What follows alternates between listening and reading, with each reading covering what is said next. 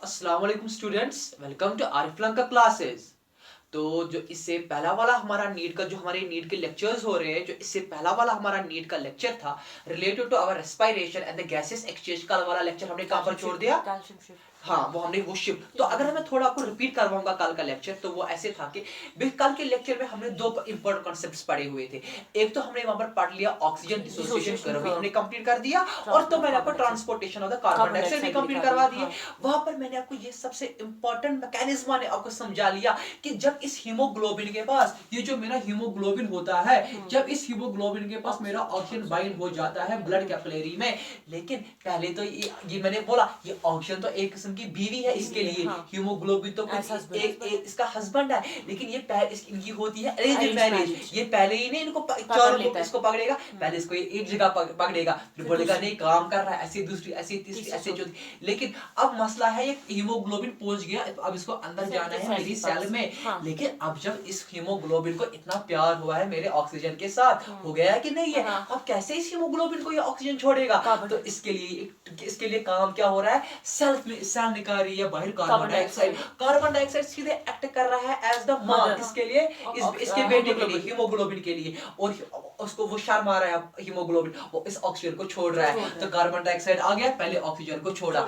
लेकिन आपको पता है कार्बन डाइऑक्साइड जो मेरा होता है वो सिर्फ 7% प्लाज्मा में, 20 to 25% हीमोग्लोबिन के साथ बाइंड हुआ, जिसको हम बोलते हैं कार्बन हीमोग्लोबिन। उसके बाद 70% चला जाता है किसके पास? साइटोप्लाज्म के पास, क्योंकि सेल के अंदर साइटोप्लाज्म ही है, वहां तो वाटर ही है। तो वाटर के साथ मिल जाएगा तो बढ़ जाएगा कार्बन डाइऑक्साइड। जब मिलेगा वाटर के साथ in the presence of the which enzyme called as the carbonic anhydrase. Excellent, वहां पर बनाएगा मेरा carbonic acid, that is the H2CO3। H2CO3 further break हो जाएगा in the presence of the carbonic anhydrase और अल्टीमेटली ये फॉर्म हो जाएगा H positive plus HCO3 negative। H positive we call as the hydrogen ions, HCO3 negative we call as the bicarbonate ions। ओह, तो मेरा HCO3 भी निकला, मेरा H positive भी निकला। लेकिन अल्लाह ताला ने और एक निजाम रखा हुआ है, वो ये चीज है कि जब मेरा कार्बन डाइऑक्साइड जो है वो इस ग्लोबिन चेन के साथ जब वो मिल जाएगा आराम से। लेकिन सिमिलरली अभी H positive है, अगर ये यहाँ पर ज्यादा क्वांटिटी में है लेकिन ये मुझे एसिडिक कंटेंट वहां पर प्रोड्यूस कर रहा है ना, तो H positive भी H positive को अब यहाँ पर मतलब इतना ये जाता है, H पॉजिटिव जाता है इसी कार्बन रिंग ग्लोबिन चेन के पास। और ये मेरा HCO3 होता है, ये चला जाता है प्लाज्मा, ये चला जाता है इस आरबीसी के बाहर चला जाता है। जब ये कहां से जाता है? To the band 3 protein, the band 3 protein में चला जाए और वहां से क्लोरीन क्लोराइड मॉलिक्यूल अंदर आ जाएगा। तो इसी शिफ्ट को हम बोलते हैं क्लोराइड शिफ्ट, और also called as the Hamburger's phenomena. इसी को आप बोलेंगे हैम्बर्गर्स फिनोमेना। तो फिर मैंने आपको बोला जब वो और सारा मैकेनिज्म अंदर हो जाता है कि जब कार्बन डाइऑक्साइड वापस लंग्स तक पहुंचेगा, पहले ब्लड कैपिलरी में ही है, वहां से partial pressure of the oxygen ज्यादा आ जाएगा, कार्बन डाइऑक्साइड को मजबूर कर लेगा वहां से निकलने में। तो उस इफेक्ट को हम बोलते हैं हेल्डेनस इफेक्ट। क्या बोलते हैं?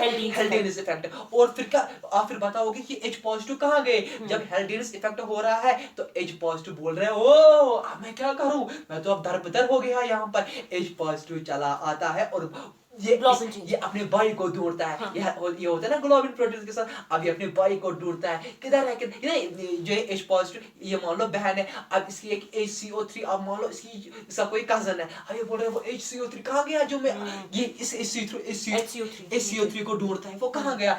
HCO3 को ये बुलाता है वापस वहां से आरबीसी, जो आरबीसी में जो ये सेल जो आरबीसी होता है, आरबीसी के बाहर हमारा जो मेरा प्लाज्मा होता है, वहां से इसको ये वापस बुलाता है, ओ आ जाओ वापस। और उसके साथ ये रिवर्सिबल रिएक्शन कर देता है, ये वापस कंबाइन, ताकि वहां पर क्या हो जाता है, कार्बन डाइऑक्साइड वापस फॉर्म हो जाता है। तो अल्टीमेटली कार्बन डाइऑक्साइड का जब कार्बन डाइऑक्साइड का वहां पर प्रेशर ज्यादा बढ़ जाता है, तो by the process of the diffusion concentration gradient की वजह से ये आराम से चला जाता है सेल के और पहुंचता है कहां पर? मेरी एल्वियोलाई में।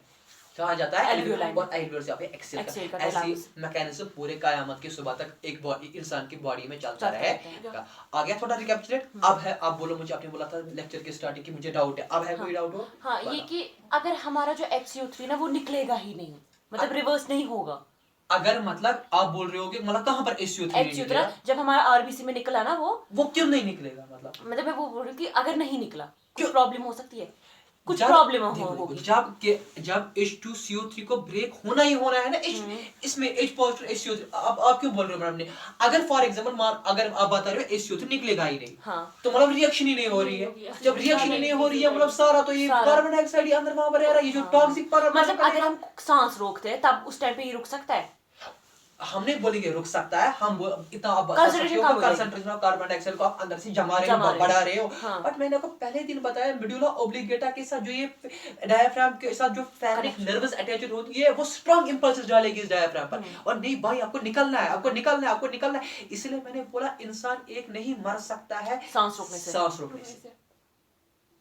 वो खुदकुशी कर लेगा, वो दरिया में छलांग मारेगा, वो कहीं पर एक्सीडेंट हो उसका खुदा ना खास्ता, बट ऐसे वो नहीं मर सकता सांस को रोककर, क्योंकि इसका मेडुला ऑब्लिगेटा कंटीन्यूअसली स्ट्रांग इंपल्सेस भेज रहा है इसके डायफ्राम पर। हाँ, तो कभी कभी अचानक से चोक करते हैं ना, मतलब हाथ से मारते हैं बैक पे, हार्ट के पास, तो अच्छा। अचानक से बीच में कैसे चक्कर आ जाते हैं? चक्कर, हाँ। हाँ मतलब वो ये भी आप पहले डिपेंड करता है ना कि मतलब जब जो बंदा इसको मार रहा है वो पहले वो किस हिस्से पर मार रहा है बॉडी के। देखो हम बोलते हैं ना, क्योंकि जो हमारा सिर होता है वो बहुत ही नाजुक होता है, हाँ। यहाँ पर हो सकता है कि मतलब वो उसको चक्कर वक्कर वहां पर आ सकते हैं, बाकी तो ये कोई इशू नहीं है। नहीं मतलब कभी किसी के बैक पे मारा जोर से तो उसको चक्कर आ गया, मतलब बैक के पास किसी पॉइंट के यहाँ पे, मतलब अगर फिर भी वैसा भी हो सकता है, ये डिपेंड कर लेता है कि मतलब हो सकता है उसमें ऐसी कोई कंडीशन कि उसमें मतलब वहां पर तो चक्कर आ जाए, कुछ इम्बैलेंस हो जाएगी वहां पर, तो इसको बैलेंस, वो ये कोई मसला नहीं है वहां पर। ठीक है, ठीक है, इतना बेटा पहले आपको समझ में आ गया? हाँ, हाँ। कोई डाउट है यहाँ पर? कोई डाउट है? आगे बढ़े हम। हाँ।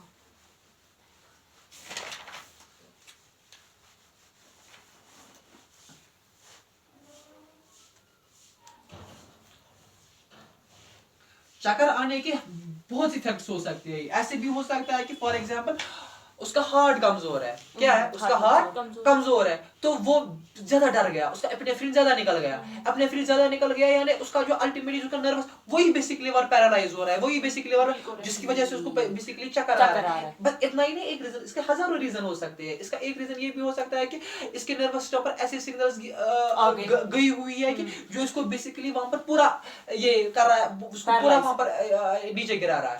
ये मतलब इसके हजार, पर ये कहीं पर आपको ये पॉइंट नहीं आएगा, बट फिर भी अच्छा है कि आपको रहा याद, वरना ये उतना ज्यादा कुछ भी नहीं है। शाबाश। अब जो हमारा आज का लेक्चर है, क्या है आज का lecture? It is related to, और ये भी याद रख लेना, इसके रिलेटेड भी एग्जाम में आराम से आपको क्वेश्चंस फ्रेम हो सकते हैं। ये लेक्चर है आज का pulmonary volumes and capacity, pulmonary volume and capacity. ठीक है बेटा, सो ये आज का लेक्चर हमारा बहुत ही इंपॉर्टेंट है, नीट के एग्जाम में आराम से इसमें भी आपको क्वेश्चंस आ सकते ही आ सकते। तो बेटा पूरा कंसंट्रेट कर लेना कि मैं दिखाऊंगा क्या यहाँ पर, समझ लेना। In order to start this topic, we will first of all start this topic by pasting a simple figure here. हम एक फिगर यहाँ पर पेस्ट कर लेंगे, ठीक है बेटा? किसकी फिगर पेस्ट कर लेंगे? सीधे हम लंग्स की उठा लेंगे। देखो बेटा, ये एल्वियोलाई है, ये क्या है? एल्वियोलाई के आपको पता है, अगर हम पहले अपना पूरा हम अगर अपना लंग ही दिखाएंगे, ये ट्रैकिया है, ट्रैकिया, तो यहाँ पर हमारा प्राइमरी ब्रोंका है, यहाँ से हमारा सेकेंडरी ब्रोंका है, अल्टीमेटली यहाँ पर हमारी लंग्स है, लंग्स। अब इसी लंग्स को मैं एनलार्ज्ड व्यू में आपको दिखाऊंगा, क्या दिखाऊंगा? लेकिन अब मुझे थोड़ा आसानी आपको समझने के लिए इन दो लंग्स को मैं दिखाऊंगा एक ही लंग में, सो दैट कि मैं चारों चीजें आपको वहां जितना मुझे पढ़ाना है वो सारा उसी में मैं कंप्लीट कर दूंगा, आपको समझ लेना। इतना समझ में आ गया? ये trachea, primary, secondary, primary left bro, right bro के, प्राइमरी राइट ब्रो के अल्टीमेटली कहां पर ओपन हो रहे हैं? लंग्स। वो तो अब रेस्पिरेटरी ट्री पता है, प्राइमरी, सेकेंडरी, फिर टेरिशरी, वो छोड़ो, अब लंग्स की बात यहाँ पर हो रही है। आप मान लीजिए ये मेरा लंग है, आप मान लीजिए ये मेरा लंग है, ये मेरा लंग। बेटा जब मैं सिंपली सांस को ले रहा हूं, यानी जब मैं सिंपली इनहेलेशन कर रहा हूं, क्या कर रहा हूं? इनहेलेशन। इनहेलेशन जो मैं कर रहा हूं, नॉर्मल इनहेलेशन, क्या कर रहा हूं? नॉर्मल इनहेलेशन, नॉर्मल इनहेलेशन में कर रहा हूं। नॉर्मल इनहेलेशन का मतलब ये चीज है, मैं सांस को अंदर ले रहा हूँ, ठीक है बेटा। हाँ। अगर थोड़ा इसको नीचे इस डायग्राम को दिखा लेंगे यहाँ पर, देखो बेटा, अगर मान लो ये मेरे लंग्स है यहाँ पर, ये मेरे लंग्स ये लंग्स का ये लंग्स का नॉर्मल साइज है, नॉर्मल साइज क्या है? Normal size. Normal size. Normal size का मतलब है बिफोर द इनहेलेशन, ओके, मतलब इनहेलेशन भी नहीं, एक्सहेलेशन भी नहीं, कुछ नॉर्मल, भी नहीं, कुछ भी नहीं, नॉर्मल। जो बीच का टाइम है इनहेलेशन और एक्सहेलेशन के टाइम के बीच। नॉर्मल, हाँ। मान लो मैंने सांस अंदर नहीं ली, मेरा लंग आप देखो वो ऐसा होगा लंग। ठीक ठीक, फ्लैट, फ्लैट मतलब क्या? मतलब सीधा ना, नॉर्मल, सीधा, मतलब हाँ। ऐसा, आई मीन टू से हाँ। यहाँ पर मैं हाइट की बात कर रहा हूँ, हाँ। इतना इतना सिर्फ मेरा लंग होगा। तो इसको, इस नॉर्मल साइज को, ये है ना नॉर्मल हाइट यहाँ पर, हाँ। ये है मेरी नॉर्मल हाइट है, लंग की, मान लो यहाँ को समझाने के लिए बता रहा हूँ। आप मान लीजिए ये है लंग, हाँ। ये है मेरी नॉर्मल हाइट। हाँ, किस चीज की नॉर्मल हाइट है? हमारी लंग की, लेकिन कब? जब इनहेलेशन पहले। वही मैं यहाँ पर लिखूंगा, बिफोर इनहेलेशन।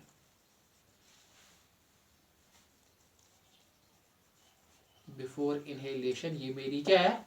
लंग की नॉर्मल हाइट। हाइट। अब जब मैं इनहेलेशन कर रहा हूँ, जब मैं इनहेलेशन कर रहे हो, लंग का साइज नॉर्मली बढ़ेगा कि नहीं हाँ, बढ़ेगा? contract बढ़ेगा। होगा। इंटरकोस्टल मसल जो डायफ्राम कॉन्ट्रैक्ट करेंगे, वो थोरेसिक चैम्बर का साइज बढ़ा लेंगे, थोरेसिक चैम्बर के वॉल्स के साथ अटैच होता है मेरा लंग भी आराम से एक्सपैंड हो जाएगा। यानी आप मान लीजिए मेरा लंग इनहेलेशन के बाद इतना हो गया, थोड़ा बढ़ गया।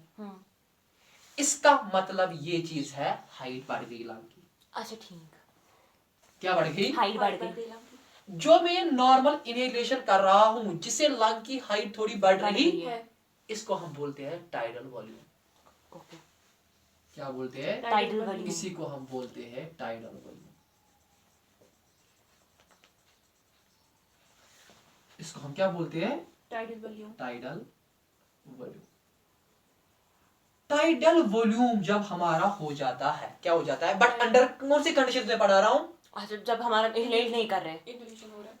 इनहेलेशन हो रहा है, बट अंडर विच कंडीशन? ये इनहेलेशन कैसी हो रही है? Normal. Normal inhalation. ये सारा नॉर्मल चल रहा है ना, नॉर्मल की बात बता रहा, नॉर्मल। और ये, ओह सॉरी, और अब मसला है यहाँ पर, ये मैं कितना अंदर लूंगा, एयर में कितना, नॉर्मली जब मैं इनहेल करता हूँ ये एयर में कितना अंदर ले रहा हूँ। जो ये एयर में नॉर्मली अंदर ले रहा हूँ, जो मैं एयर नॉर्मली में अंदर ले रहा हूँ, ये मैं बेसिकली ले रहा हूँ 500 ml। एयर में कितना अंदर ले रहा हूँ? 500 ml। एयर में अंदर ले रहा हूँ 500 ml, यानी जो मेरा टाइडल वॉल्यूम है, हाँ, जो मेरा टाइडल वॉल्यूम है, एयर टाइडल वॉल्यूम का मतलब है मेरा यहाँ पर नॉर्मली में एयर को कितना इनहेल अंदर कर ले रहा रहा हूँ और नॉर्मली में एयर को कितना एक्सहेल कर रहा हूँ। टाइडल वॉल्यूम का मतलब है नॉर्मली में, पहले मैं इसको सही रखता हूँ,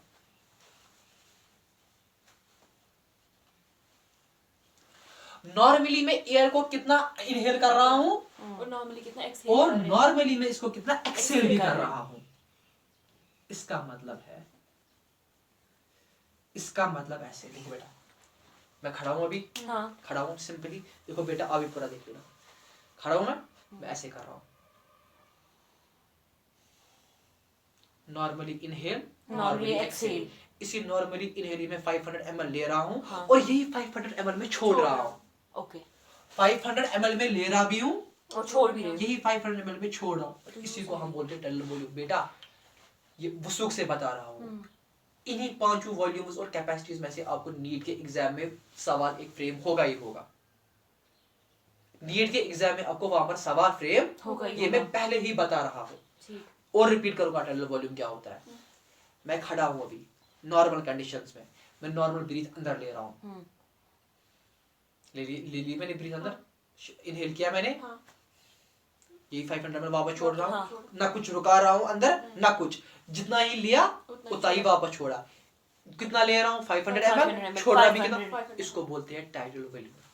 मतलब 500 ml छोड़ना और लेना, उसको टाइडल इसी को वॉल्यूम बोलते बोलते हैं हैं। Tidal volume. ठीक, क्या बोलते हैं? Tidal volume. आ गया टाइडल वॉल्यूम का हाँ। कांसेप्ट समझ? कहीं पर कोई कंफ्यूजन है? नहीं है, शाबाश। अब समझ लेना यहाँ पर बात को। अब यहाँ पर थोड़ा इंटरेस्टिंग सी बात और है। आपको पता है सपोज कहीं पर कोई हादसा हो जाता है, सपोज कुछ ऐसे इंसिडेंट्स आपके हो जाते हैं, आपको ज्यादा ब्रीथ करना, सपोज ऐसे मैं बात समझाऊंगा, कोई आलिम आ गया, आलिम पता है क्या इसको बोलते हैं, बड़ा हस्ती, हाँ जो ना मतलब दीन के रिलेटेड जिसकी इंफॉर्मेशन बहुत ज्यादा अच्छी होती है, कोई आलिम आ गया, फॉर एग्जांपल एक आलिम की हम एग्जांपल लेंगे, फॉर एग्जांपल दाऊदी साहब आ गए, कौन आ गए, he is one of the मतलब best Islamic scholar presently in the Kashmir, ठीक है, सपोज दाऊदी साहब आ गए, ठीक है, अब ये कितनी बड़ी हस्ती है, बहुत बड़ी हस्ती है, हाँ। जो मैं बता रहा हूँ कश्मीर की बहुत बड़ी, बहुत बड़े उलमाओं में से ये एक उलमा है, तो ये अब कितनी हस्ती है, बड़ी, बहुत बड़ी। मैं सपोज मैं हूँ मस्जिद के बाहर खड़ा, हाँ। हम इनका और मस्जिद की जो कमेटी है हम वेट कर रहे हैं, इनको अंदर आने का वेट कर रहे हैं, और जब कोई बड़ी हस्ती आ जाती है तो लोग क्या करते हैं, जब उसकी गाड़ी के इर्द जम जाते हैं, मतलब लोग उसके पीछे दौड़ने लगते हैं, आसपास हो जाते हैं कि आ रहा है आ रहा है आ रहा है, कोई बड़ा आलिम आ रहा है। जब दाऊदी साहब वहां से आ रहा है, हम क्या स्टार्ट करेंगे, थोड़ा दौड़ना भी स्टार्ट कर लेंगे, कर देंगे स्टार्ट, वो करेंगे, एक बूट लोग दौड़ेंगे, जॉगिंग भी एक किस्म की, हाँ आप बोलोगे यहाँ पर आप ऐसे दौड़ रहे हो कि आपको ज्यादा एयर को अंदर लेना पड़ता है, इसके लिए हजारों मैं आपको यहाँ पर 50 एग्जांपल्स दिखा सकता था, पर मैंने सोच लिया कि इससे भी आपको थोड़ा इंफॉर्मेशन भी मिले और थोड़ा अच्छी एग्जांपल है। सो दाऊदी साहब आ रहे हैं, मुझे यहाँ से दौड़ना पड़ रहा है, मुझे इस्तेमाल ये है कि इतनी बड़ी हस्ती आ रही है, तो मुझे एयर को क्या कर लेना है, अंदर ज्यादा लेना है, यानी जब मैं उस एयर को ज्यादा अंदर ले रहा हूँ सो दैट कि मुझे अच्छे से वहां पर अपनी एयर रिक्वायरमेंट कंप्लीट हो जाए, अगर टाइटल वॉल्यूम इतना है, दाऊदी साहब के आने के बाद मुझे इसको और अंदर इस फोर्सबली एयर को लेना पड़ता है, ड्यूरिंग फास्ट ब्रीथिंग, है ना, मुझे अब ज्यादा लेना है ना एयर को अंदर, इसको बोलते हैं हम inspiratory reserve volume, inspiratory reserve volume.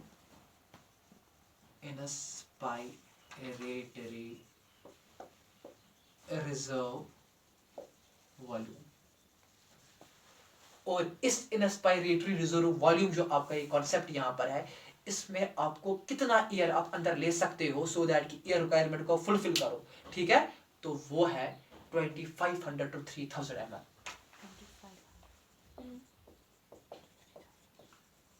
2500 to 3000 कितना है, 25,200। इसका मतलब ये चीज है कि दाऊदी साहब वहां से आ रहे हैं, हम इसके इस्तेकबाल को यहाँ से जा रहे हैं, मुझे यहाँ पर अगर दौड़ना भी पड़ा, कोई कुछ बच्चों को अगर वहां पर दौड़ना भी पड़ा तो उनको उस वक्त एयर की रिक्वायरमेंट है वो ज्यादा है, वो टाइडल वॉल्यूम तो वो ले रहा है और एडिशनल भी ज्यादा और एयर ले रहा है, मतलब टाइडल वॉल्यूम बढ़ रहा है, टाइडल वॉल्यूम तो बढ़ रहा है, हाइट तो बढ़ रही है, अब और हाइट बढ़ रही है लंग की, अब एडिशनल और मुझे एयर की बढ़ रही है, उसको हम बताते हैं इंस्पायरेटरी रिजर्व वॉल्यूम, और वो जो इंस्पायरेटरी रिजर्व वॉल्यूम के दौरान जो आप एयर को और इनटेक अंदर करते हो in order to fulfil your air requirement, so that is 2500 to 3000 ml। कितना है, 25,000 to 2500 to 3000 ml। ओके बेटा, समझ लेना बात, नॉर्मल हाइट थी इतनी, जब मैंने इनहेल कर दिया तो इसको हाइट बढ़ गई, जिसको हम बताते हैं टाइडल वॉल्यूम, जिसके दौरान मैं सिर्फ 500 ml लेता हूँ, अब वहां से वो आ रहे हैं, मुझे ज्यादा एयर को अंदर लेना पड़ता है, या कोई भी कंडीशन लाइफ की ऐसी होगी कि मुझे एयर को ज्यादा अंदर लेना पड़ रहा है, उसको बोलते हैं और हाइट बढ़ रही है, उसको बताएंगे inspiratory reserve, as the word suggests, inspiratory का मतलब अंदर ले रहा हूँ, किसको ले रहा हूँ, रिजर्व का मतलब है यहाँ पर कि रिजर्व रह रहा है अंदर ये एयर, ताकि मुझे ये दौड़ने में मदद कर ले, एयर रिक्वायरमेंट मेरी फुलफिल कर ले, और वॉल्यूम में कितना ले रहा हूँ वो है 2500 to 3000। बेटा समझ में आ रही है, कोई कंफ्यूजन है, अभी कोई कंफ्यूजन है, शाबाश, बड़े आगे शाबाश। अब मैंने इस जो मेरा एयर है नॉर्मल है, अब अंदर ले लिया नॉर्मली, वापस इसको बोलेंगे टाइडल वॉल्यूम। जब सारा ये मैकेनिज्म हो गया, जब ये सारा मैकेनिज्म हो गया, मान लो लंग्स ऐसे है, लंग्स ये इसकी नॉर्मल हाइट है लंग्स की, ये नॉर्मल की लंग, छोड़ो अब इनहेल और एक्सेल को, और छोड़ो अब क्या इसको बताते हैं इंस्पायरेटरी रिजर्व वॉल्यूम को भी। अब मुझे कभी जब मैं वापस छोड़ रहा हूँ एयर को नॉर्मल, लेकिन नॉर्मल के बाद कभी मैं, अब देखो, कभी लंग्स में याद रख लेना, जब भी मैं एक्सेल कर लूंगा, क्वेश्चन यहाँ पर है, क्या लंग्स में कुछ एयर रहेगा? थोड़ा बहुत रहेगा, क्यों रहेगा? क्योंकि हम जब एक्सेल कर रहे हैं वहां पर हमारा जो कार्बन डाइऑक्साइड थोड़ा थोड़ा साइड साइड में रहेगा ही रहेगा। देखो बेटा, जब मैं इनहेल कर रहा हूँ ना कोई चीज, और जब मैं एक्सेल कर रहा हूँ, कभी भी यार कोई बताएगा, कभी भी इस लंग से सारा एयर आपका वापस नहीं निकलता है, थोड़ा एयर आपका रहता है। वो अभी मैं बताऊँ उसको क्या बोलते हैं। आप मान लीजिए जब आप एक्सेल कर रहे हो ना, उसको एक्सेल करने को क्या बोलेंगे? एक्सपायरेशन। क्या बोलेंगे? एक्सपायरेशन। एक्सपायरेशन, यानी उसको बोलेंगे टाइडल वॉल्यूम। वॉल्यूम जब मैं वॉल्यूम की बात करूंगा तो बोलेंगे टाइडल वॉल्यूम। इसके दौरान अगर एक तो मैंने टाइटल वॉल्यूम भी कर दिया, नॉर्मल एक्सेल मैंने कर लिया, और मैं चाह रहा हूं अब जितना और लंग्स में है थोड़ा सा बचा हुआ, उसमें से भी कुछ मैं निकालू, बट सारा मैं नहीं निकाल सकता हूं। अच्छा ठीक है। देखो क्या मतलब, समझाऊंगा। नॉर्मल इनहेल किया मैंने, किया एक्सेल, अब मैं करूंगा ऐसे, अच्छा, और मैंने किया, मतलब फोर्स से, बट सारा नहीं एयर निकलेगा। ठीक, बट सारा एयर नहीं और समझाऊंगा, पर सारा नहीं निकल रहा है, आधा है वहां पर। इसी को आधे को वहां पर निकलने को जो मैं और फोर्सबली निकाल रहा हूं ना एक्सेल के वक्त, उसको बताते हैं एक्सपायरेटरी रिजर्व वॉल्यूम। अच्छा, मतलब फोर्सफुली अगर हम अपना एयर निकाल लेंगे और फिर भी वहां पर रहेगा, फिर भी वहां पर नहीं रहेगा, मतलब जो मैं फोर्सफुली अब और लंग्स में से बचा हुआ निकाल रहा हूं, उसको बोलेंगे एक्सपायरेटरी। अच्छा, फोर्सफुली हमारे लंग्स को फोर्स करवाना ताकि आप निकालो ये एयर, बट सारा नहीं निकलेगा, सारा नहीं फिर भी निकलेगा, उसमें से बचे हुए में से फिर भी आधा कुछ वहां पर रहेगा। 5%। 5% नहीं, मतलब तो आप समझो ये मेरा लंग है, हाँ, अब ये नॉर्मल हाइट में है, हाँ, इसमें से एयर को रहना ही रहना है रहना ही आधा, रहना। बट मैं उस रहने वाले एयर में से भी आधा एयर और निकाल रहा हूँ फोर्सफुली, ठीक, यानी इतना मैं और निकाल रहा हूँ, उसको बोलते हैं एक्सपायरेटरी रिजर्व वॉल्यूम। ठीक, क्या बोलते हैं इसको? Expiratory reserve volume. Expiratory reserve volume क्या बोलते हैं? Expiratory reserve volume. और कितना होता है ये एक्सपायरेटरी रिजर्व वॉल्यूम जो मैं निकाल सकता हूँ? ये होता है 1000 to 1100 ml। बेटा समझ में आ गया कि नहीं? अगर समझ में नहीं आया मुझे बता, मैं 1000 बार रिपीट कर लूंगा। आया। एक क्वेश्चन है, हाँ। हम जब अब ये जो रिजर्व हमारे पास अंदर से एयर है, जब हम वो छोड़ रहे हैं तो हमको ऐसा लगता है जैसे हमारे जो अंदर थोरेसिक कैविटी है ना, उसका साइज जैसे डिक्रीज हो रहा है। वो तो सही बात है, या मैं छोड़ूंगा तो इंटरकोस्टल मसल डायफ्राम रिलैक्स कर लेंगे, वो तो वापस आ जाएगा अपने हाँ, साइज। मतलब उनका साइज अंदर से डिक्रीज हो रहा है। हाँ वो तो सीधी बात है। तो एक्सपायरेटरी रिजर्व वॉल्यूम का मतलब ये चीज है कि जो मेरे एयर में बचा हुआ, अब लंग्स में मेरी बचा हुआ एयर है, उसमें से भी मैं फोर्सफुली कुछ एयर निकाल रहा हूँ। लेकिन सारा नहीं। लेकिन वो तो कोई दुनिया में ऐसी हस्ती नहीं पैदा हुई है कि जो सारा एयर को निकाल सकता है। ठीक है बेटा? तो वो एक ही कंडीशन में वो सारा एयर निकलेगा, जब खुदा ना खास्ता आपके लंग कोलैप्स हो जाएंगे, यानी कुछ एक्सीडेंट हो जाएगा लंग्स पर, कोलैप्स एटलैक्स, क्या मैंने उसको बोला? एटलैक्टेसिस। शाबाश। अब लेकिन आधा एयर बच रहा है, यहाँ पर मैं आपको समझाने के लिए लिखूंगा रिमेनिंग एयर। क्या लिखूंगा? Remaining air. इसी रिमेनिंग एयर को हम बोलते हैं as residual volume. Residual volume. क्या बोलते हैं इस रिमेनिंग एयर को? यहाँ से आपने कॉपी कर लिया ना, इरेज कर लूंगा। अगर बेटा आपको भी स्क्रीनशॉट्स उठाना होगा तो आप भी स्क्रीनशॉट उठा सकते हो आराम से। अच्छा, अब आपका मतलब क्वेश्चन ऐसा भी होगा कि इसने यही एग्जांपल क्यों ले ली? किसकी? ये मेरा one of the favourite Islamic scholar है प्रेजेंटली, जो मतलब मुझे अपनी जगह लग रहा है बहुत ही जबरदस्त खिदमत कर रहा है हमारे दीन की। सर जब हम एक्सेल करते हैं ना, तो हमारा लंग का साइज हो जाएगा कम, तो नॉर्मल साइज जो है वो उतना वापस आएगा या उससे कम हो जाएगा? और रिपीट कर लो क्वेश्चन को। हमने एक्सेल किया ना, हमने एक्सेल किया, ठीक, उसको बोलेंगे टाइडल वॉल्यूम, ठीक। अब वो जो साइज हमारे लंग का इंक्रीज हुआ है ना, कहाँ उस वक्त डिक्रीज हो जाएगा। वही ना मैं बोल रही हूँ, जब डिक्रीज हो जाएगा ना, हाँ, उसके बाद आपने जो बोला जो नॉर्मल साइज है ना, वो उधर तक डिक्रीज हो गया, नॉर्मल यहाँ तक डिक्रीज हो जाएगा, यहाँ तक, मतलब नॉर्मल साइज तक। नॉर्मल साइज तक, सीधी सी बात है। अभी इतना इंक्रीज हो रहा है, यहाँ से लेकर आ जाएगा वापस यहाँ तक, सिंपल है। चलो, एक्सपायरेटरी रिजर्व वॉल्यूम भी आपको समझ में आ गया। अब मैंने बोला कि उसके बावजूद भी जो रिमेनिंग एयर यहाँ पर बच रहा है, जो कोई ऐसा दुनिया में नहीं पैदा हुआ है जो इस रिमेनिंग एयर को भी वापस निकालेगा। इसी रिमेनिंग एयर को हम बताते हैं एज रेजिडुअल वॉल्यूम। क्या बोलते हैं? Residual volume. और अब आपका क्वेश्चन होगा ये रेजिडुअल वॉल्यूम कितना हो? ये बेटा होता है 1100 ml to 1200 ml। Residual volume आपका कितना होता है? 1100 ml to 1200 ml।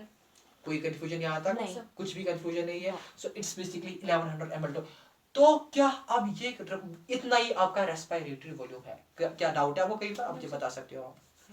क्या कहीं पर कोई नंबर आपको मिसमैच हो रहा है किताब से? सर नहीं। ये सारी बेटा बातें जो है ना, अगर किताब वाला गलत भी लिखेगा ना एनसीईआरटी वाला, ये हर एक बात जो है ना ये गाइडेंट की है।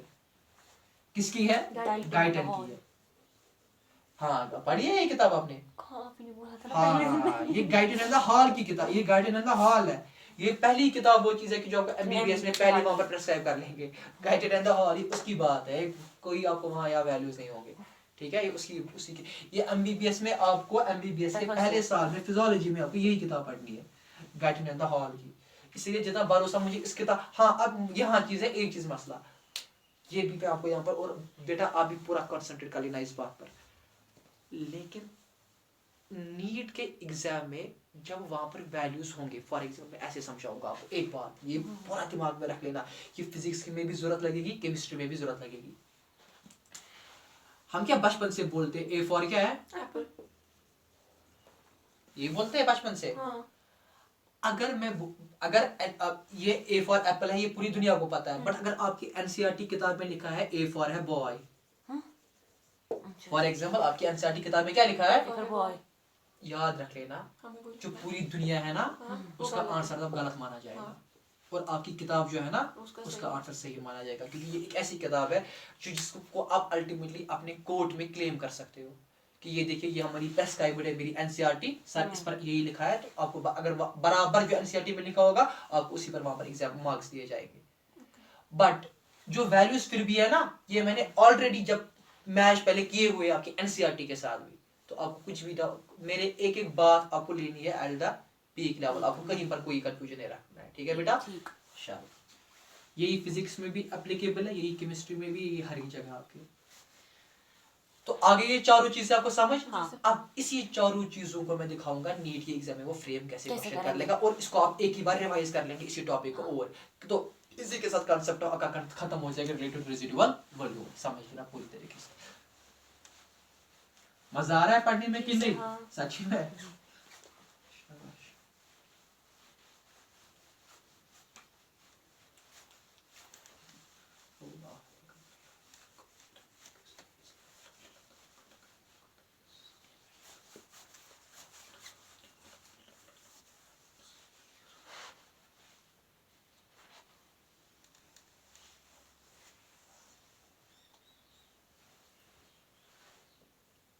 पोज गोबरा पोज पटे से सुनना सर, समझ लेना इस बात को।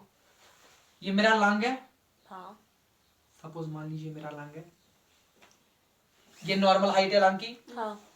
बेटा जो मैं इनहेल कर रहा हूँ नॉर्मल, तो उस वक्त मेरी जो इसकी जो हाइट है इंक्रीज हो रही है। हाँ। हो रही है।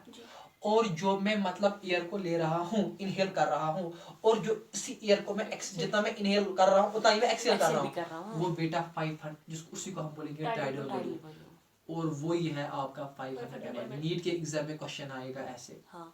बता दीजिए कि जो हम नॉर्मली एयर को इनहेल कर लेते हैं और एक्सहेल कर लेते हैं उस वॉल्यूम को क्या कहेंगे? Tidal volume. नीट के एग्जाम में क्वेश्चन आएगा कितना आप इनहेल करते हो, कितना आप एक्सहेल करते हो, आपका आंसर क्या होगा? हो गया एक doubt clear. Point number 2। Coming again to the दाऊदी साहब। दाऊदी साहब आ रहे हैं, मुझे ज्यादा एयर को इनहेल कर लेना है, यानी ज्यादा हाइट, ओवर भी हाइट को बढ़ा रहा हूं मैं। हाँ, ओवर एयर को फोर्सफुली इनहेल कर रहा हूं, इसको बोलते हैं आईआरवी, इनएस्पिरेटरी रिजर्व वॉल्यूम। और कितना है ये? हमारा 2500 ml to 3000 ml। बेटा ये पॉइंट क्लियर हुआ? हाँ। इस पॉइंट पे कोई डाउट है? कोई भी डाउट नहीं है? आगे बढ़ूं मैं? शाबाश। अब मैं बता रहा हूँ मैंने एक्सेल भी वापस कर दिया, हाँ उसको बताएंगे हम वापस स्टाइल वॉल्यूम हाँ बट कभी मैं बचा हुआ एयर में से जो बचा हुआ है उसमें से भी मैं आधे को फेंक रहा हूँ बाहर, यानी इस पोर्शन को मैं और आधा बाहर फेंक रहा हूँ, इसको बताएंगे हम एक्सपायरेटरी रिजर्व वॉल्यूम। ये एक्सपायरेटरी रिजर्व वॉल्यूम कितना होता है? ये होता है 1000 to 1100 ml। 1100 ml to 1200 ये होता है 1000 to 1100 ml। क्या होता है? 1100 ml। और जो वहां पर अब बचा हुआ है, जो मरने के दम तक किसी भी कोई ऐसा इंसान नहीं है जो उसको एक्सेल कर रहा है, that is to be called as the residual volume. इसको हम रेजिडुअल वॉल्यूम कहते हैं। और ये रेजिडुअल वॉल्यूम होता है 1100 ml to 1200 to ml 1200 ml। ठीक है बेटा, यही आपको नीट के एग्जाम में इन चारों में से एक क्वेश्चन को वहां पर कितना आसान बना दिया। अब आप ही तक कितना मेहनत अब कर लोगे। देखो बेटा, मैं आपके लिए बहुत आसान यहाँ पर चीजें बना रहा हूँ, अब आप तक आप कितना इन पॉइंट्स को ले लोगे और कितना दिमाग में याद रख लोगे। ये इसके बाद भी आसान कितना बनाऊंगा मैं आपको इस टॉपिक को। अब समझ लेना यहाँ पर बात को, ये पूरा चारों चीज का। हाँ अब मसला है कि 1 मिनट में हम कितने टाइम्स इनहेल कर लेते हैं, यानी कितने ब्रीथ हम लेते हैं। ठीक है बेटा, 1 मिनट में हम 12 या 12 to 16 टाइम्स देखा गया है कि हम ब्रीथ इन कर लेते हैं। क्या कर लेते हैं? 12 to 16 times हम ब्रीथ करते हैं। इनहेल इनहेल कर लेते हैं हम 12 to 16 time in 1 minute in 1 minute.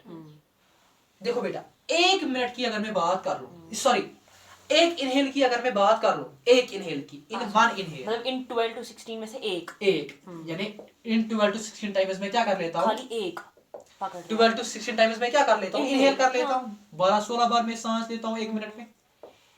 जब मैं एक इनहेल कर लेता हूं, क्या कर लेता हूं? जरा मुझे बताओ, एक इनहेल में कितना ml ऑफ द ऑक्सीजन में अंदर ले रहा हूं? 500 एक्सीलेंट, 500 ml।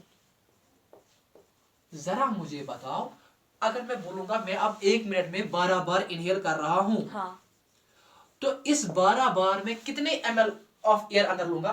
15 आप बोलोगे 500 सर into 12 सिंपली 12 into 500 कीजिए, हाँ वो हो जाएगा 0 0 5 2 goes 10 5 1 go 5 go 6000 ml में एक बार ले रहा हूँ।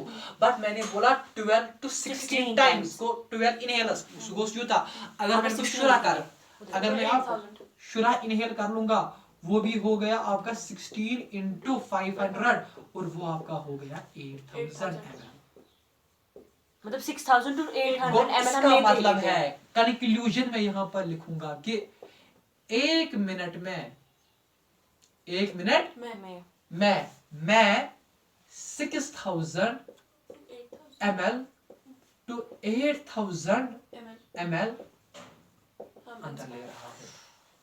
अंदर ले भी रहे हो, छोड़ भी रहे हैं। हाँ? अंदर ले भी रहे हो, ये छोड़ हम रहे हैं। इनहेल अंदर कर रहे भी है और और ये exhale अब कर- इतना हम लगभग एक्सेल कर रहे भी है।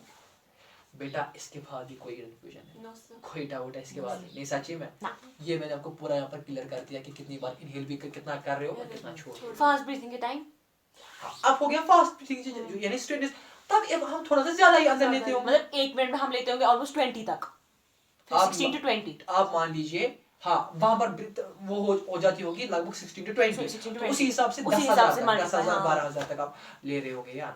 ठीक है बेटा, कोई डाउट है इसके नहीं, बाद? नहीं। कोई भी कंफ्यूजन नहीं है नहीं, इसके बाद? शाबाश, बढ़े आगे। जी सर। ये आपका सारा कॉन्सेप्ट यहाँ पर खत्म हो गया related to Pulmonary pulmonary volume. नहीं नहीं नहीं कैपेसिटी में आप पढ़ाएंगे क्या ना कैपेसिटी है। तो ये आपका सारा तो यहाँ से मैं इरेज कर लूँ, हाँ, डायग्राम हाँ, को सर। मुझे ऐसे ही रख लेना है।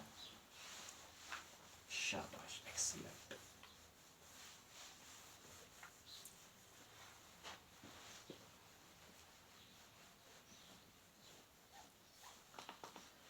अब समझना बात को, यहाँ पर क्या समझना बात को। यहाँ पर expiratory reserve volume, expiratory reserve volume volume. यहाँ मैं आपको यहाँ पर आराम से लिखूंगा ये फुल, ताकि डाउट ना आपको रहे। एक्सपायरेटरी रिजर्व वॉल्यूम, ठीक है बेटा। हाँ। जब मैं एक्सपायरेटरी रिजर्व वॉल्यूम को रेजिडुअल वॉल्यूम ऐड कर लूंगा, ओके क्या कर लूंगा? रेजिडुअल वॉल्यूम ऐड पहले इससे ये कॉन्सेप्ट समझाने से पहले मैं समझाऊंगा कैपेसिटी किसको बोलते हैं। कैपेसिटी किसको बोलते हैं?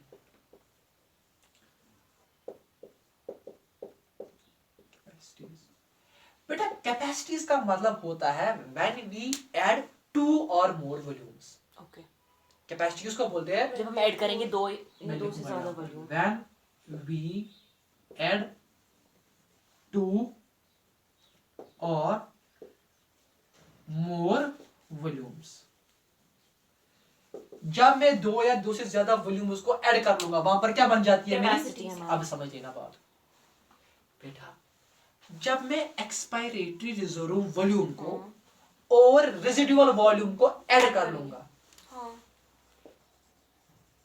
जब मैं Capacity एक्सपायरेटरी रिजर्व वॉल्यूम और रेसिडुअल वॉल्यूम को मैं जब मैं ऐड कर लूंगा, आपको पता है वहां पर कौन सी कैपेसिटी बनती है? दैट कैपेसिटी जो होती है that is to be called as functional residual capacity. Okay, functional residual capacity. Functional residual capacity क्या बोलते हैं इसको? Functional residual capacity. और अब आपका सवाल होगा ये फंक्शनल रेसिडुअल कैपेसिटी कितनी होती है? आज मैं निकाल कर दूंगा।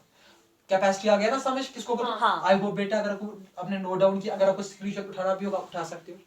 देखो अब मैं आपको ये कॉन्सेप्ट भी समझाऊंगा। फंक्शनल रेसिडुअल कैपेसिटी कुछ भी गोटा नहीं है, सब यहाँ पर मैथमेटिकली सॉल्व कर लेंगे। फंक्शनल रेसिडुअल कैपेसिटी को कैसे निकालेंगे रख लो नजर बेटा। देखो फंक्शनल रेसिडुअल कैपेसिटी यानी कि एफआरसी। एफआरसी बराबर expiratory reserve volume plus residual volume, यानी expiratory reserve volume, expiratory ERV हाँ, को expiratory reserve volume plus the residual volume, RV को रेसिडुअल वॉल्यूम। हाँ, समझ लेना बेटा concept. FRC is equal to expiratory reserve volume कितना होता है वो? 1000 to 1100। एक्सीलेंट। 1000 to 1100 ठीक है बेटा। ml होता है कि नहीं? हाँ, प्लस रिजर्व रेसिडुअल वॉल्यूम कितना होता है वो? 1100 to 1200। एक्सीलेंट। 1100 to 1200 ml। देखो इसके बाद क्या करना होगा। जो ये एक्सपायरेटरी रिजर्व वॉल्यूम है वो होता है 1000 to 1100 ml। 1000 इसका लोअर लिमिट है। हाँ, 1000 इसका लोअर लिमिट है। लोअर एल एल मतलब को लोअर लिमिट। 1100 इसका अपर लिमिट है, यानी मैक्सिमम इतना है, मिनिमम इतना है। सिमिलरली 1100 इसका लोअर लिमिट है और 1200 इसका अपर लिमिट है। हाँ, अपर क्या है अपर लिमिट। फिर हमको मैथ बताता है, क्या बताता है? मुझे वहां से पुकारता है मैथ कि मैंने मैथ को सवाल किया इसको मैं ऐड कैसे कर लूं, तो उसने मुझे वापस वहां से जवाब दे दिया कि ऐड ऐसे कर लेते हैं। लोअर लिमिट को लोअर लिमिट के साथ ऐड कर लेंगे, अपर लिमिट को अपर लिमिट के साथ ऐड कर लेंगे। तो इसका मतलब है 1000 प्लस 1100 हो गया 2100 और 1100 और 1200 को ऐड करके हो गया 2300। इसका मतलब ये चीज है कि एफआरसी जो मेरा है functional respiratory capacity, functional residual capacity जो मेरा है उसके पास है 2100 to 2300। मतलब इस पूरे लंग में फिर हमारे को आएगा। पूरे लंग में नहीं, मैं लंग की बात ही नहीं कर रहा मतलब यहाँ पे ना मैं सिर्फ कर रहा हूँ छोटे से- इसकी इन दोनों की बात हाँ, वही तो मैं भी बोलती नॉर्मल में। ठीक है, इस दोनों की बात एक्सपायरेटरी रिजर्व वॉल्यूम और और रेसिडुअल वॉल्यूम, तो उसको बोलेंगे हम फंक्शनल रेसिडुअल कैपेसिटी। तो फंक्शनल रेसिडुअल कैपेसिटी को मैंने दिखाया ऐड भी कैसे करते हैं और ईयर कितना है वो है 2100 to 2300 ml। तो हो गया आपका एक कैपेसिटी आपकी कंप्लीट हो गई है। उठाओ मैं दूसरी कैपेसिटी रख लो बेटा ऐसा। आई होप कि यहाँ से मैं इरेज भी कर सकता हूँ, आपने नोट डाउन किया होगा। आई होप बेटा अगर आपको भी स्क्रीनशॉट उठाना होगा आपने भी साथ साथ में नोट डाउन किया होगा तो आप कर सकते हो। शाबाश, बढ़े आगे। हाँ। शाबाश।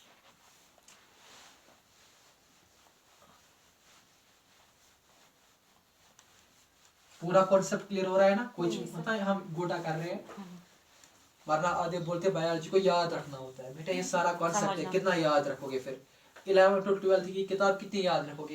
एमबीबीएस में फिजियोलॉजी कितना याद रखोगे? ये सारा कॉन्सेप्ट है ये बोलते हैं ना कि मतलब बायोलॉजी छोड़ो, इसको बायोलॉजी को ये रट्टा करो यार, ये कोई रट्टा वटा नहीं है। ये बेचारे वो उन्होंने खुद कुछ नहीं किया होता है और जानबूझकर स्टूडेंट्स और जो आगे वाली नस्ल हमारी वो थी उसको भी तबाह कर लेते हैं, बोलते हैं कि इसको गोटा याद कर लेना, वरना गोटा ये कुछ भी गोटा नहीं है। ये एक जब आप जेनेटिक्स में जाओगे ना, एक तो फिजियोलॉजी तो आपको रखना ही रखना है, कॉन्सेप्ट एक चीज के लिए जब हम जेनेटिक्स जब उठाएंगे, हाँ, जब उसमें जेनेटिक्स आपकी जोलॉजी की अलग है, बॉटनी की अलग है, वहां पर आपको पूरा एक एक चीज आप उसमें जब मैं क्रॉस ब्रीडिंग दिखाऊंगा वहां पर मेंडल की, तो मुझे आपको वहां पर वो घुटा रखोगे यार। अच्छा, रिप्रोडक्शन में जब मैं आपको माइटोसिस मियोसिस दिखाऊंगा कि कैसे मतलब एक्स एक्स क्रोमोसोम्स पे पैरा मेटापैराफेज 1 हो जाता है, ऐसे फेज 2 हो जाता है, वहां पर ब्रीडिंग कैसे आपको कर लेनी है, क्रॉस ब्रीडिंग कैसे करनी है, वो आप गोटा रखोगे वहां पर यार। तो ये वो सारे होते हैं वो बेचारे, उनको या तो दूसरों की जलन होती है या तो उसको खुद कुछ नहीं आता है, तो दूसरों को जानबूझकर भड़काते हैं कि ये याद रखना है, क्या रखना है, याद, वरना बायोलॉजी कहीं पर आपको याद नहीं रख लेनी है। ये सारा कॉन्सेप्ट है, एक एक चीज। बढ़े आगे, शाबाश। तो एक कैपेसिटी खत्म हो गई, अब दूसरी कैपेसिटी, इनस्पायरेटरी रिजर्व वॉल्यूम। इनस्पायरेटरी रिजर्व, आपको पता है बेसिकली आदमी की क्यों बायोलॉजी के साथ चिड़, ये चीज है असली में। इसमें वर्ड्स थोड़े मुश्किल है, वर्ड्स इसमें क्या है, मुश्किल थोड़े मुश्किल, जैसे इसमें लंबे लंबे वर्ड्स हैं, जैसे क्या है? funny है, इसमें वर्ड जो है वो थोड़े लंबे लंबे हैं, उन बेचारों को ये वर्ड्स याद नहीं रहते, उन बेचारों को ये वर्ड्स याद नहीं रहते, इसलिए हर एक को लगभग चिड़ होती है बायोलॉजी की। अब किसको फिर ये वर्ड्स याद रहेंगे, जरा बताओ। जो जिसको कॉन्सेप्ट होगा, कॉन्सेप्ट की तो बात है, वो तो हम करेंगे कॉन्सेप्ट, जो आराम से समझ पाएगा एक तो biology को। और क्या आपको लग रहा है कि पढ़ाने वाला जो अच्छा होगा, ना और जिसको अंडरस्टैंडिंग, मतलब जिसको जिसको डेली खुद लाइफ के interest साथ होगा उसको ये biology आएगा। इसने करेक्ट आंसर बता दिया। जब इंटरेस्ट होगा ये तो बेटा सारा शौक के रिलेटेड है। देखो बात ऐसी है, किसी को चढ़ना है माउंट एवरेस्ट पर, उसको क्या वहां पर कोई खजाना मिलेगा? नहीं, हाँ? शौक नहीं, दुनिया में जो इतने सारे क्यों नहीं गए माउंट एवरेस्ट पर? शौक नहीं है। वो गया वो माउंट एवरेस्ट पर जिसको माउंट एवरेस्ट पर चढ़ने की डेडिकेशन हो, इसलिए वो थकेगा नहीं, जिसको शौक नहीं वो पहले ही वो थकेगा। थकेगा नहीं। अगर मतलब मेरे माइंड अपना सेट किया होता है पहले ही। मतलब फॉर एग्जांपल यहाँ पर मैं एज अ टीचर हूँ बट खुद में भी एक स्टूडेंट ही हूँ। देखो बेटा, अगर मुझे वर्ड होगा ना, वर्ड की स्टार्टिंग पोर्शन अगर यहाँ पर होगा ना, और वो एक वर्ड की बात और वो यहाँ पर खत्म हो जाएगा, बट मुझे अपना इंटरेस्ट है ना इसमें, हाँ, तो वो मैं याद उस रहेगा। वर्ड को नहीं छोड़ूंगा, मैं समझूंगा इस वर्ड को, चाहे मुझे 2 रात क्यों नहीं इस वर्ड को समझना पड़ेगा। ये सारा इंटरेस्ट पर है डिपेंडेंट। हाँ, ये सारा। अब फर्क इतनी ही है कि डॉक्टर अगर बनना है ना, तो ये इसके लिए फिजिक्स केमिस्ट्री भी आपको पहले Strong क्लियर होना चाहिए। मैं अपनी बात बताऊंगा, मतलब ऑन दिस ऑनलाइन प्लेटफॉर्म भी ये मतलब शर्मा नहीं कुछ भी, मेरा फिजिक्स कमजोर था, मेरा फिजिक्स इसमें नहीं होगी ये किसी टी के मौके लेक्चर्स पे क्या कर सकते हैं। पर इतना आपको थोड़ा शौक मतलब जज्बा दिला रहा हूँ कि कैसे आपको शौक पैदा कर लेना है, बाकी वरना ये क्या बताएंगे आपको, ये याद रख लेना। अच्छा, इनस्पायरेटरी रिजर्व वॉल्यूम, इनस्पायरेटरी रिजर्व वॉल्यूम को जब मैं ऐड करूंगा टाइडल वॉल्यूम, क्या ऐड करूंगा, तो जो कैपेसिटी वहां पर बनती है ना उसको हम बोलते हैं इनस्पायरेटरी कैपेसिटी। क्या बोलेंगे, इंस्पायरेटरी कैपेसिटी।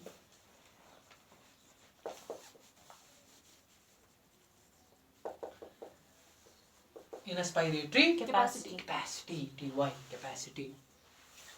अब इसका भी वैल्यू निकालेंगे, हाँ। आराम से कॉन्सेप्ट लगाएंगे सीधे। तो इनस्पायरेटरी कैपेसिटी यानी को IC is equal to inspiratory reserve volume यानी को IRV प्लस TV यानी को tidal volume. Inspiratory capacity is equal to inspiratory reserve volume कितना है वो 2500 to 3000।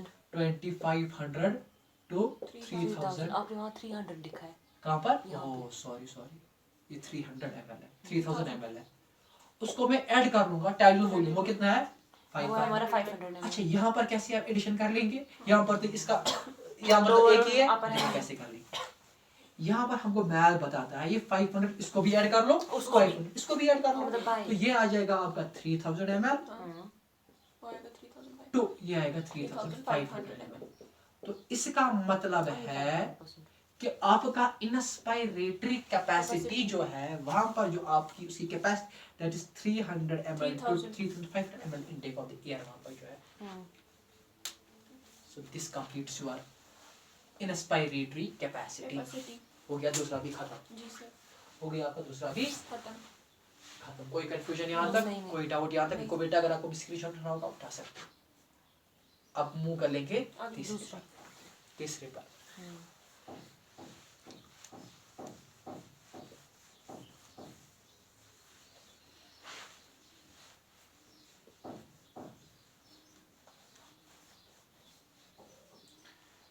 रख लो बेटा नजर. अब कभी हम इंस्पायरेटरी रिजर्व वॉल्यूम को ऐड कर लेंगे. ये सारा बराबर नीट के क्वेश्चन, नीट के एग्जाम में ऐसी फ्रेम हो जाएगी क्वेश्चन जैसे मैंने दिखाई. इंस्पायरेटरी रिजर्व वॉल्यूम को मैं ऐड कर लूंगा टाइडियल वॉल्यूम, और उस टाइडियल वॉल्यूम को मैं ऐड कर लूंगा एक्सपायरेटरी रिजर्व वॉल्यूम. क्या करूंगा? Expiratory reserve volume. Expiratory reserve volume. और जो वहां पर कैपेसिटी फॉर्म हो जाएगी, that capacity is to be called as inspiratory reserve volume plus tidal volume को जब मैं ऐड कर लूंगा expiratory, that is to be called the vital capacity. Okay. क्या बोल लेंगे इसको? Vital capacity. vital capacity. और vital capacity को भी अगर मैं निकालूं तो देखो कैसे निकालेंगे. vital capacity is equal to inspiratory reserve volume plus tidal volume plus ERV plus ERV ARV expiratory reserve volume. inspiratory reserve volume कितना है आपका? 2500 ml to 3000 to 3000 ml हाँ. plus tidal volume कितना है आपका? 500 plus expiratory reserve volume वो कितना है? 1000 to 1100 1000 to 1100 1100. ml. अब यहाँ आपका जो एडिशन है वो हम 6th क्लास से आते हैं करके, क्योंकि 6th क्लास में का एडिशन में आपने पढ़ा होगा इंटीजर्स का कॉन्सेप्ट है वहां पर, जहां पर आपने पढ़ा होगा रूल के addition is commutative in the nature. आप पहले इन दोनों को ऐड कर लो, उसको ऐड कर लो, ये फिर भी वहां से आंसर निकलेगा. आप पहले इन दोनों को ऐड कर लो, उसके बाद उसको a plus b plus c is equal to c plus b plus a. It is a commutative property of addition. तो कैसे ऐड कर लेंगे? पहले आप इन दोनों को ऐड कर लेंगे. तो वहां पर आ जाएगा मेरा 3000 ml to 3500 ml, और उसको मैं ऐड कर लूंगा 1000 to 1100 ml. कर लूंगा कि नहीं? हाँ. और वहां आ जाएगा लोअर के साथ अपर के साथ. तो ये आ जाएगा 4000 to 46 4000 to क्या तो आ गया 4 सास 5 7 46 हाँ. 4 सास 5 7 और ये 4600 100 4000 to 4600 ml. 4000 11,000 लिखा है 4000 to 4600 ml. ml. 5 7 अपने शान. यानी आपका जो यहाँ पर वाइटल कैपेसिटी है, वाइटल कैपेसिटी का intake of volume of the air, intake capacity of the air जो है वो कितनी है? 4000 to 4600 ml. ठीक. हो गया. ये कैपेसिटी भी कंप्लीट. इसके रिलेटेड कहीं पर कोई डाउट है आपको? नो सर एक एक चीज दिखाया ऐड का से. हाँ. याद मतलब कोई हमने मतलब कोई नंबर ऐसे याद रखा, एक एक चीज कॉन्सेप्ट क्लियर कर दिया. आगे अगर बेटा आपने ऑफिस स्क्रीनशॉट उठाना होगा उठा सकते हो. अब मूव करेंगे लास्ट के वॉल्यूम पर. ठीक है बेटा? बस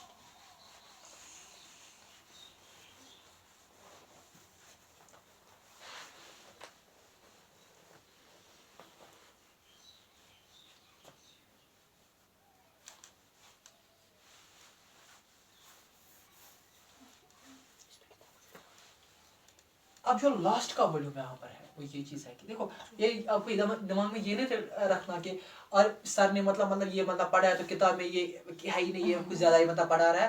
कोई लेवल ज्यादा ये नहीं सारा है। किताब है, हाँ। ये सारा एक एक चीज किताब है, बस इतना वहां पर कंपैक्ट फॉर्म में होता है, वहां पर दिखता ही नहीं है इतना ज्यादा, वरना इसने सब कुछ टच किया हुआ है। ये सिर्फ 2-3 लाइनों में लिखा है। ये लिख रहा है किताब वाला ये 3 लाइनों में, मुझे इसी को 1 घंटा शायद लेक्चर को हो रहा होगा, मुझे 1 घंटा इसको लग गया समझाने और में। उन्हें वहाँ मतलब ऐसे ऐड स्पेसिफिकली नहीं इतना इतना कहा है दिखाएगा, ये तो वही तो होता है ना, इसलिए मैंने पहले दिन बताया टीचर का काम होता है आसान बनाना, आसान कराना। वही मैंने आपको आसान कराया। अब लास्ट का वॉल्यूम पढ़ते हैं, लास्ट की कैपेसिटी पढ़ते हैं। देखो, इन अ स्पायरेटरी रिजर्व वॉल्यूम को मैं जब ऐड कर लूंगा टाइडियल वॉल्यूम, और उसको जब मैं ऐड कर लूंगा एक्सपायरेटरी रिजर्व वॉल्यूम,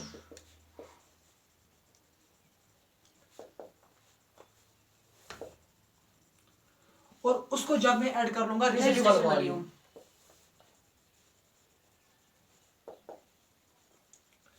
वो वहां पर बेटा आपको देगा as total lung capacity. Okay, क्या देगा? Total lung capacity. Total lung capacity. अच्छा, क्योंकि हाँ, अभी सारा ही सारा ही है, तो अब देख रहा है कि हमारी लंग कितना कैपेसिटी है टोटल उसकी। Lung capacity. हाँ हाँ, अब है बेटा समझ, इसको भी मैं कैलकुलेट कर लूंगा, रख लो। Total lung capacity is equal to inspiratory reserve volume plus tidal volume plus expiratory reserve volume plus residual volume. ठीक है बेटा, हाँ। This is equal to inspiratory reserve volume, वो कितना है? 2500 to 3000। अब मैं एमएल वेमएल नहीं लिखूंगा, हाँ, उसको हाँ, लास्ट में हाँ, डालेंगे, कोई एमएल नहीं। को अभी तंग कर लेगा यहाँ। 25 to 3000 उसको ऐड कर लेंगे 500, उसको ऐड कर लेंगे एक्सपायरेटरी रिजर्व वॉल्यूम, वो होता है 1000 to 1100, उसको ऐड कर लेंगे क्या? रेसिडुअल वॉल्यूम, वो कितना है? 1100 to 1100 to 1200। 1200। चलो पहले करेंगे पहले दो को, वो आ जाएगा आपको 2000, वो आएगा 3000 to 3500। to 3500, उसको ऐड कर लेंगे 1000 to 1100, उसको ऐड कर लेंगे 1100 to 1200। अब यहाँ पर सिंपल है, लोअर लिमिट्स को ऐड, अपर लिमिट्स को ऐड। देखो बेटा 3000 और एक हो गया 4, 4 हो गया 5, 5100 टू 3 और एक हो गए 4, 4 और एक हो गए 5, 5500 5 6 7 8 9, इन्हें 5900 ml ऑफ द एयर, इसकी इनटेक कैपेसिटी है टोटल लंग। आ गया बेटा सारा समझ? नहीं, एक सेकंड। हाँ हाँ हाँ सबसे बताओ।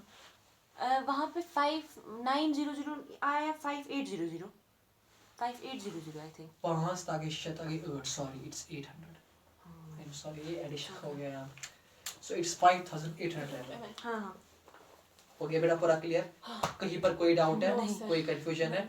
कोई भी मुझे कंफ्यूजन है? कहीं नहीं। और लास्ट में एक चीज है कि जब अगर किसी भी पेशेंट को हमको निकालना होगा ये सारी चीजें कि कितना है इंस्पायरेटरी रिजर्व वॉल्यूम, उसके लिए जो डिवाइस है that's we called as the spirometer. Spirometer.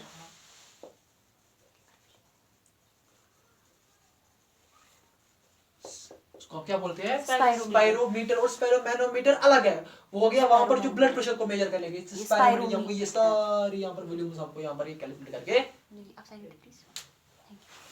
अगर बेटा आपको स्क्रीनशॉट करना होगा आप उठा भी सकती हो, बट उससे बेहतर है कॉपी पर पेस्ट डाउन नहीं कर लेना, ताकि लिखने से दिमाग में ये चीजें बैठ जाती हैं।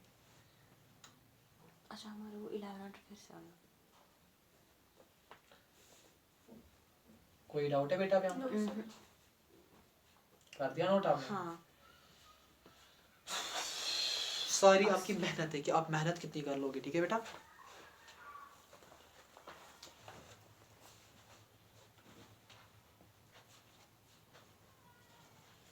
सबसे मजा इस बायोलॉजी में, सबसे ज्यादा मजा है बायोलॉजी में, क्योंकि पूरा इंसान स्पायरोमीटर है ना ये? स्पाइरोमीटर, हाँ स्पायरोमीटर ये डिवाइस यूज फॉर ये मेजरिंग सारी measuring in volumes and capacities. हाँ ये इतना अच्छा सब्जेक्ट है, सारा इंटरेस्ट पर है।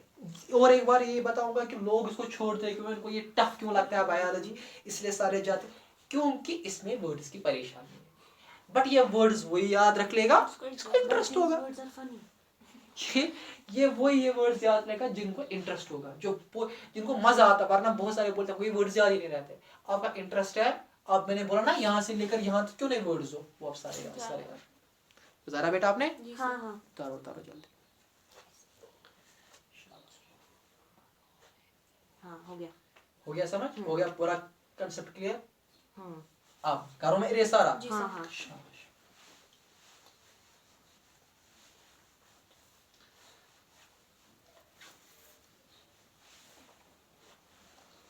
अब देखो नीट के एग्जाम में और क्वेश्चन यहाँ पर कैसे फ्रेम कर ले।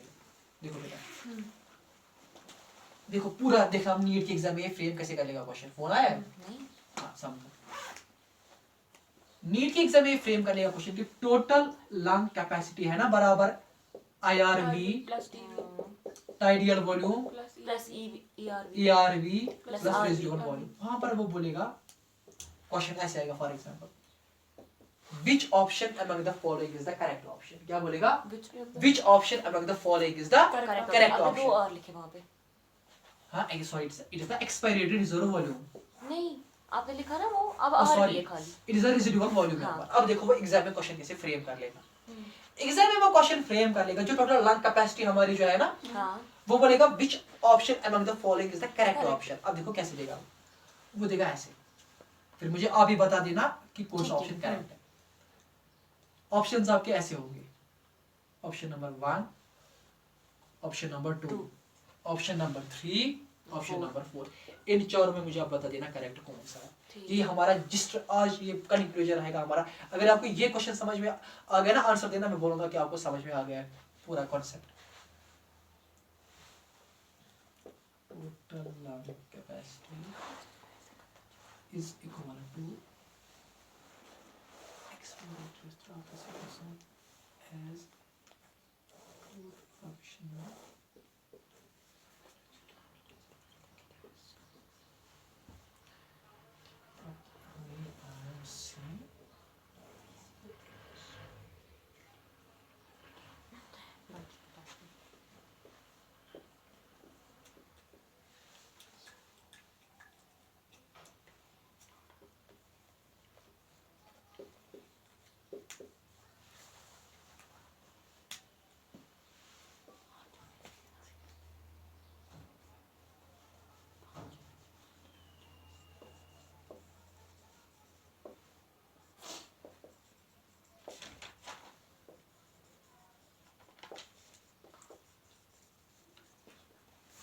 बेटा आप पहले आप बताओ, आप ना क्या लग रहा है चारों में से करेक्ट ऑप्शन कौन सा है? आप ना पहले आप बताओ। पहले वाला है FRC प्लस IV, दूसरा वाला है FRC माइनस IV, ये बोथ FRC हाँ फंक्शनल रेजिडुअल। ड्यूअल कैपेसिटी, और तीसरा है बोथ A एंड B, चौथा नन ऑफ दीज। एक मिनट, आप क्या None कॉपी of पर आप these. देख रहे हो? हाँ नन ऑफ नहीं दीज, मेरे ख्याल से दोनों है, both A and B। None of these, आप क्योंकि फंक्शनल एक मिनट एक मिनट, आप बता रहे हो नन ऑफ दीज। हाँ एक मिनट खुलो, आप बता रहे हो ये ऑप्शन None of करेक्ट है। these, हाँ। आप कौन सा बता रहे हो? आप मुझे लग रहा है दोनों है। A पे मेरे को पता है A है, लेकिन मुझे लगता है दोनों है। बट ये भी आपको लग रहा है हाँ। So A and B. So option कौन सा करेक्ट है? क्या मेरे ये ख्याल से C है। वो अच्छा सी। मेरे ख्याल से C है, क्यों मुझे लगता है A भी है और B भी है। अच्छा आप बता रहे हो ए एक ऑप्शन भी करेक्ट है, बी ऑप्शन भी करेक्ट है। आप अच्छा आपके हिसाब से बोथ ए एंड बी। हाँ अब पहले मैं आपसे बोलूंगा हाँ। कि आप नन ऑफ दिस क्यों बता रहे हो? आपका हाँ इस reason क्योंकि क्या जो होगा? हमारे ये फंक्शनल रेजिडुअल कैपेसिटी है ना, वो हमें ERV देती है। क्या देती है? ERV मतलब expiratory reserve volume. Functional residual capacity जो हमारी होती हाँ। है वो हमको क्या देती है? ये हमारी ERV ना। ERV। हाँ पूरा पता है? हाँ 100% श्योर हो? हाँ आप बता मुझे, आप कैसे बता रहे हो कि बोथ ए एंड बी है ऑप्शन? क्योंकि ये नहीं है खाली कि टोटल कितना है, ये है कि सेपरेटली भी कितना है। ये क्योंकि टोटल लंग कैपेसिटी लिखी हुई है यहाँ पर। हाँ ठीक है, मैं आपको अब बता रहा हूँ कि कितनी होगी। कितनी होगी। आप क्या बता रहे हो? ये दोनों है, क्योंकि जितना उसमें से और इसमें से है उतना ये और ये भी है। क्या है, क्या और क्या है? मतलब फॉर एग्जाम्पल जितना वहाँ पर लिखा है फॉर एग्जाम्पल 1 + 2 भी है और 2 ये वाला भी है 2 + 2 भी ये माइनस है यहाँ वही ना, मतलब 2 - 1 भी है, पर। वो माइनस भी होगा। हाँ, ना मुझे लग रहा है दोनों में। अब दोनों का answer extremely I am sorry कि ये गलत है। बट हमें FR समझो समझो, टोटल लंग कैपेसिटी होती है 4 वॉल्यूम्स को ऐड कर लेना, रेसिडुअल वॉल्यूम को भी ऐड कर लेना, हाँ ERV को भी ऐड कर लेना, टाइडियल वॉल्यूम को भी ऐड कर लेना और IRV को भी ऐड कर लेना। अब आपको पता है कि IRV प्लस IV, अब आपको पता है, क्या पता है कि ये जो आपके पास होता है ना IRV और आपका टाइडियल वॉल्यूम, जब इन दोनों को ऐड कर लेते हैं वो कहलाता है वहां पर इनस्पायरेटरी वॉल्यूम, जिसको बताते हो IV। जो ERV और रेसिडुअल वॉल्यूम है उन दोनों को मिलाकर FRC है। कोई तुम्हें लिख दिया पहला ऑप्शन FRC प्लस IV, तो ये माइनस कहां से आ गया? माइनस नहीं है इसमें। तो बोथ एड भी तो हो ही नहीं सकता है, तो नन ऑफ दीस भी हो ही नहीं बट सकता। FRC हाँ बता बता। नहीं, यहाँ पे हमने लिखा ना कि ERV प्लस जया तो कॉपी। Functional residual capacity is equal to ERV यानी expiratory reserve volume plus RV residual volume. तो आप है ना, ये दो का ऐड करके बनता है ना FRC। अच्छा मतलब अच्छा ठीक है। हाँ हाँ, हम आपने इन दोनों का एडिशन वाला लिखा और इन दोनों का भी एडिशन लिखा, यानी वो टोटल 2 + 2 है 4। हाँ, पहले मैंने इन दो को ऐड किया, फिर 2 को ऐड किया, वहां पर 4 आया। 4 है टोटल लंग कैपेसिटी, इन दोनों को भी ऐड कर लिया, 2 को भी ऐड कर लिया। ये ऐसे ही तो बेटा आपको एग्जाम में सवाल आएगा। ठीक। ओके बेटा, समझ मतलब माइनस का कोई इसमें कॉन्सेप्ट है माइनस नहीं है इसमें कहीं पे थोड़ा ये हो गई थी। मत ना। ना ना ना। तो यहाँ पर हम स्टॉप कर लेंगे लेक्चर, इंशाल्लाह इसके बाद हम नए लेक्चर में मिलते हैं। इसके बावजूद भी कहीं पर कोई भी कंफ्यूजन डाउट आपको होगा तो आप मुझे कमेंट सेक्शन में भी बता सकते हो या मुझे मैसेज करके भी बता सकते हो। ठीक है बेटा, please do share and subscribe अगर फायदा लग रहा है then my YouTube channel Arif Lanka classes.